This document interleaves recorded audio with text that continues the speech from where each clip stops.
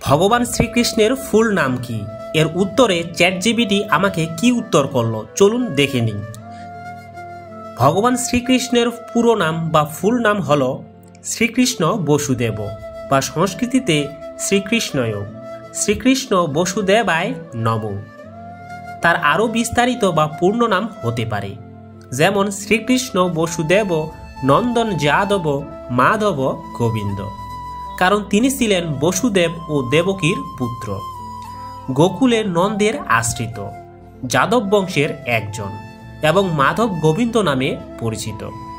তবে ধর্মীয় ও পুরাণ অনুযায়ী তার একটি বিস্তৃত ও গৌরবময় নামাবলী বা 108 নাম আছে, সেগুলো ভক্তরা জপ করে থাকেন।